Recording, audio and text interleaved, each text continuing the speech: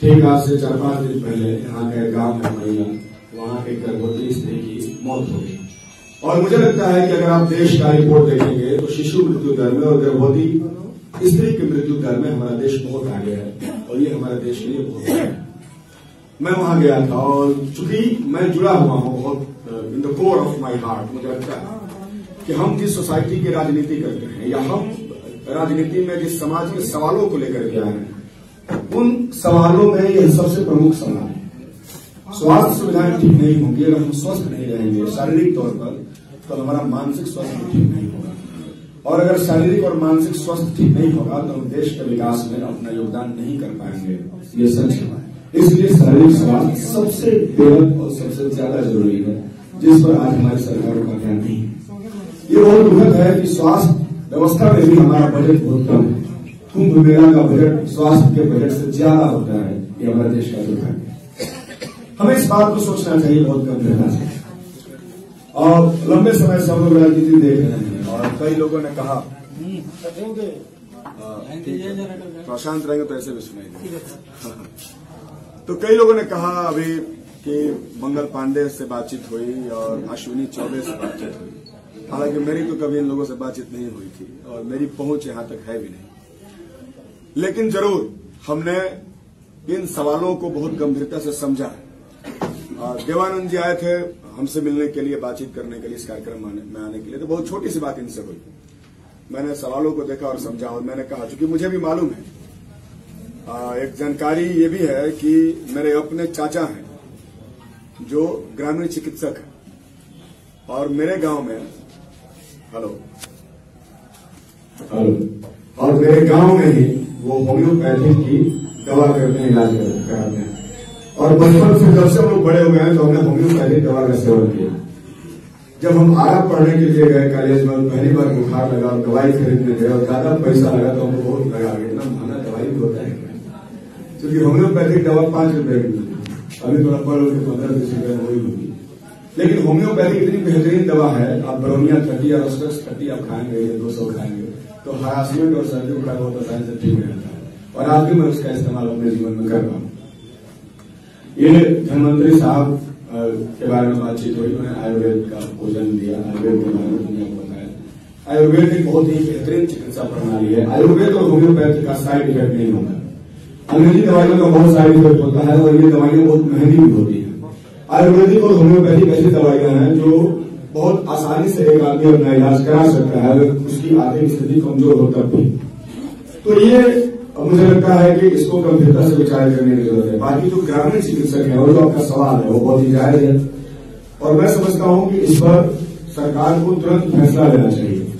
Corona के दौर में आप लोगों ने बताया भी और हम लोगों ने तो देखा, चूंकि पूरे कोरोना में हम लोग जनता के बीच में हम लोगों का इलाज करवा रहे थे, लोगों के लिए खाने का व्यवस्था कर रहे थे और उनके बीच में जैसे सर्दी बुखार होता था कहीं कोई डॉक्टर नहीं मिलता था। उस समय आप ही जैसे चिकित्सक उनके काम आते थे और उनको दवाएं दी जाती थी और कई सारे लोग दवाइयां खत्म हो गई और इसके बावजूद उनको दवाई भी नहीं मिलती थी ताकि वो लोगों को दवा दे सके। तो काफी संघर्ष आप लोगों ने कोरोना जो वैश्विक महामारी है इसके दौर में आपने किया और सिर्फ कोरोना के दौर में ही नहीं बल्कि अगर कहा जाए कि भारत का अगर स्वस्थ भारत है, ग्रामीण भारत अगर स्वस्थ है तो उसका 100% उसके हकदार आप लोग हैं। आप लोग नहीं होंगे तो भारत स्वस्थ नहीं है। और सरकार के जो दावे हैं और उनका जो रजिस्टर है वो रजिस्टर खाली रह जाएगा, उसमें वो उनका सेंसस जो है वो इस बात को लिख नहीं पाएगा कि भारत बीमारियों से मुक्त हो चुका है। आप लोग ही हैं जो इलाज करते हैं लोगों का, इसलिए कि भारत सरकार का जो उप स्वास्थ्य केंद्र है वो बर्बाद हो चुका है। कहीं बिल्डिंग है तो कहीं जमीन है, कहीं मकान नहीं है तो कहीं डॉक्टर्स नहीं है, बहालियां नहीं होती, तो ये सब खत्म हो चुका है। प्राथमिक स्वास्थ्य उप केंद्र की बहुत आवश्यकता है और हम लोग लंबे समय से प्राथमिक स्वास्थ्य उप केंद्रों की लड़ाई लड़ रहे हैं और आज जब जनता ने मुझे एमएलए बनाया है तो ये मेरी प्राथमिकता में है और आने वाले दिनों में निश्चित तौर पर मैं जिस क्षेत्र से हूं अभी तो वहीं पर हम लोग प्राथमिक स्वास्थ्य उप केंद्र को हर पंचायत में जो उसके होने की गुंजाइश है उसकी गारंटी करेंगे, उसके लिए हम काम करेंगे। ये हमारी प्रायोरिटी है। अगर जरूरत पड़े कि हमें अपने फंड का पैसा देकर के अस्पताल उप केंद्र बनाना पड़े तो हम बाकी फंड को काट करके स्वास्थ्य उप केंद्र बनाने के लिए अपना पैसा हम मुहैया करेंगे। स्वास्थ्य और शिक्षा जो दो ऐसे विषय हैं जिसको गंभीरता से उठाने की जरूरत है। आज अगर हमारे जैसा आदमी, एक आम आदमी, एक नौजवान जो बहुत सारा पैसा चुनाव में खर्च नहीं किया, जिसने चुनाव में किसी को मोटरसाइकिल में तेल नहीं भराया, जिसने किसी को एक दिन भोजन तक नहीं कराया, उसको जनता ने चुनाव जिता दिया है। ये बहुत ऐतिहासिक है पूरे देश के अंदर, और ये उस दौर में हुआ है जब पूरी की पूरी राजनीति पूंजी का गुलाम बनते जा रही थी, और राजनीति में आने से पहले लोग माफिया हो जाना अच्छा समझते थे। वो समझते थे कि कोई बालू माफिया हो जाए, कोल माफिया हो जाए, फिर बहुत सारे दारू माफिया, तो दारू माफिया अगर हो जाए तो कुछ पैसा हो जाए, उसके बाद चुनाव लड़ा दे। लेकिन हमने इस पूरे के पूरे लॉजिक को हमने ही नहीं बल्कि डुमरांव की जनता ने दिखाई कर दिया, और उन्होंने यह स्थापित कर दिया है कि जनता का वोट बिकाऊ नहीं होता है। और जो लोग ये समझते हैं कि जनता का वोट हम खरीद देंगे, उनके कारण पर जोरदार तमाचा बिगाड़ने का काम किया। तो उसको मालूम है कि जनता ने जब हम लोग जैसे लोगों को जिताया तो हमारे ऊपर उनकी बहुत सारी उम्मीदें टिकी हुई, और हम पर उनके बहुत उन्होंने भरोसा भी जताया है। तो हम उनके उम्मीद और भरोसे को पूरा करने की कोशिश हम आगे भी करेंगे और कर भी रहे हैं। और उसी कोशिश में, चूंकि अगर स्वास्थ्य सुविधाओं का सवाल है तो सिर्फ आप ही का सवाल नहीं है, ये सवाल जनता का सवाल है, और जनता से आप जुड़े हुए हैं। आप अगर आपको बेहतर मान सम्मान मिलेगा, अगर प्राथमिक स्वास्थ्य केंद्रों में आपकी जगह मुकर्रर होगी, तो उससे जनता के बेहतर स्वास्थ्य की गारंटी होगी। हम लोग जनता के प्रतिनिधि हैं, तो जनता को अब बेहतर स्वास्थ्य की गारंटी हो, इसके लिए जरूरी है कि ग्रामीण चिकित्सकों को मान सम्मान मिले। तो ये हमारे लिए बहुत प्राथमिकता में है, और हम लोग इन सवालों को उठाएंगे। आपका 5 सूत्री जो सवाल हम लोगों को मिला है उसको हमने देखा। हमें ये भी मालूम है कि आप लोगों को ट्रेनिंग कराया गया, और ट्रेनिंग करा करके सर्टिफिकेट वगैरह भी दिया गया, लेकिन जो वादा किया सरकार ने उसको कभी उन्होंने पूरा नहीं किया, जिसको पूरा करने की जरूरत है। आने वाले समय में विधानसभा का सत्र शुरू होगा। इस बार 5 दिन का सत्र था, जिसमें सिर्फ शपथ ग्रहण, राज्यपाल का अभिभाषण और उस पर लौटा था। तो इसमें बहुत सारा स्पेस नहीं था, लेकिन बजट सत्र में काफी स्पेस होगा। 1 महीने का संभवतः सत्र चलने की गुंजाइश है। तो निश्चित तौर पर उसमें हम लोग प्राथमिक स्वास्थ्य के सवाल को बहुत ही गंभीरता से उठाएंगे। ये हम आपसे आज आपकी मीटिंग में आपसे वादा करते हैं, और आपके भी जो 5 सूत्री सवाल है इसको भी हम लोग उठाएंगे और सरकार से अपील करेंगे, क्योंकि हम लोग सरकार में हैं और हम लोग तो इसलिए लड़ रहे थे कि हमारी सरकार बने, तो हमने 10 लाख नौकरी देने की भी बात की थी। कुछ अखबार में कटिंग में देख रहा था, कुछ साथियों ने दिया, और इसके पहले भी मुझे मालूम है कि अभी उसमें कहा गया है आशा कर्मी, अभी जो स्वास्थ्य हेल्थ वर्कर हैं जो गांव में काम करती है, सोचिए कि उनका कितना अपमान किया जाता है। 1000 रुपया, 1200 रुपया, 1500 रुपया, आज के दौर में इसका क्या मतलब है? जहां 50 रुपए किलो, 60 रुपए किलो आलू प्याज मिलता हो, और 1000 और 1200 रुपये महीने का मैंने आप किसी को क्या दे रहे हैं?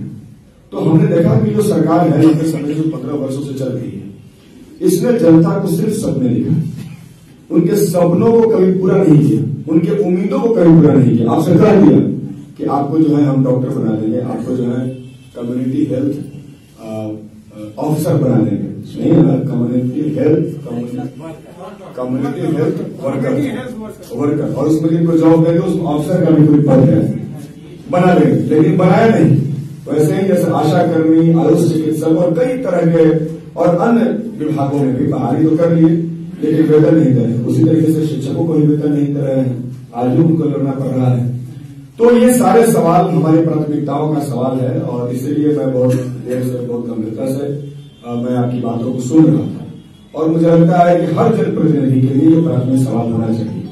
अगर हम लोग शिक्षा और स्वास्थ्य पर बात नहीं करेंगे, रोजगार पर बात नहीं करेंगे, तो हम किन सवालों पर बात करेंगे? अभी देखिए देश भर का किसान लड़ रहा है, हम लोग किसान के परिवार से आते हैं, तो किसानों से हमारी सहानुभूति हमारे साथ। आज किसान दिल्ली में गए हैं, सरकार उनकी बात नहीं सुन रही है। सरकार को उनकी बात सुनना चाहिए। अपने विधानसभा में किसानों के सवाल को बहुत ही गंभीरता से उठाएंगे। तो ये हमारी प्राथमिकता है और हमारी प्रतिबद्धताएं भी कि हम जनता के जो सवाल हैं उसको गंभीरता के साथ सदन के अंदर उठाएं। हमें जनता ने मौका दिया है, तो उस मौके का इस्तेमाल हम जनता के तमाम सवालों को विधानसभा में उठाकर उनके लिए कानून बनवाने के लिए करें। इसलिए हमारी लड़ाई चलती रहेगी, और आपको एक बात की गारंटी देते हैं, एक तो सरकार से लड़ाई है, वो होगी, दूसरी लड़ाई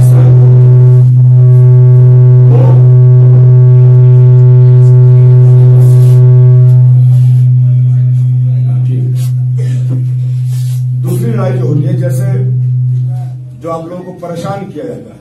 सर्टिफिकेट दिखाइए, आपका लाइसेंस कैंसिल कर देंगे, आपका दुकान नहीं खोलने देंगे। मैंने तो कई देखा है, हमारे कई सारे मित्र हैं जो गाँव में प्रैक्टिस करते हैं। जैसे ही उधर से अस्पताल से कोई प्रबंधक या पता नहीं कौन सा पद होगा, वो जब चलते हैं तो लोग क्लिनिक में ताला बंद करके फरार हो जाएंगे। आएगा तो 10,000 रुपया जो है तहसील लेंगे, 20,000 रुपया वसूल लेंगे। जिला का वो सिविल सर्जन साहब होते हैं, उनके पास पेशेंट जाएगा और फोन करिएगा तो उनके पास कुत्ता काटने वाला दवाई नहीं मिलेगा, उसकी सुई नहीं मिलेगी।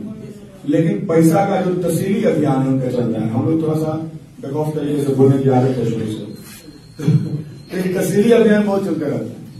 तो इस तहसीली अभियान का लोग, आप लोग इतना लोग जुटे हैं, अगर आप सभी लोग जब तहसीली अभियान चलता है उसके खिलाफ बक्सर के रोड पर उतर जाएंगे तो यकीन मानिए तहसीली अभियान हो जाएगा। तो बैठक के साथ सड़क पर भी उतरना होगा और हम इस बात की गारंटी आपको दे सकते हैं कि जिस दिन भी आप सड़क पर उतरेंगे, मैं एक जनप्रतिनिधि होने के नाते भी और आपका एक युवा साथी होने के नाते भी अगली कतार में आपके साथ सड़क पर मीटिंग में भाषण देने के लिए नहीं और सिर्फ मंच पर बैठने के लिए नहीं, ये हम लोगों का सेकेंडरी काम है और हमारा प्राइमरी काम सड़क पर लड़ाई लड़ना है। और आज भी हम लोग लड़ रहे हैं और यही लड़ते हुए आज हम लोग सदन में पहुंचे हैं और इस लड़ाई को हम आगे भी लड़ते रहेंगे। तो ये मीटिंग सेमिनार तो होते रहेंगे, इससे सवाल भी उठते रहेंगे, लेकिन सवाल जब तक सड़क पर मुट्ठी बांध कर नहीं उठाए जाते तब तक सरकारों के काम में वो पहुंचते नहीं है। इसलिए जरूर सड़क पर भी सवाल उठे और सड़क पर जब आपका सवाल उठेगा तो आपके अधिकारों के साथ हम लोग आपके साथ सड़कों पर आपके साथ खड़े होंगे। इसी यकीन के साथ, भरोसे के साथ हम कोशिश करेंगे कि आपने जो मेरे ऊपर आपने एक उम्मीद की नजर आपने दिखाया है, मैं कोशिश करूंगा कि मैं आपकी नजर को धोने नहीं होने दूं और मैं कोशिश करूंगा कि आपने जो मेरे ऊपर उम्मीद किया है, भरोसा किया है, उस पर मैं खरा उतरूं, इसकी मैं पूरी कोशिश अपने तरफ से करूंगा। बाकी इन बातों के साथ आपका ये सम्मेलन बहुत ही सफल है और मुझे ये उम्मीद है कि आप लोग जिस तन्मयता के साथ और जिस प्रतिबद्धता के साथ आज आए हैं और अपने सवालों को उठा रहे हैं, निश्चित तौर पर आने वाले समय में सरकार को आपके सवालों के आगे झुकना पड़ेगा, आपके सवालों को उनको मानना ही पड़ेगा, आपको दर्जा, मान और सम्मान उनको देना पड़ेगा। बहुत बहुत शुक्रिया।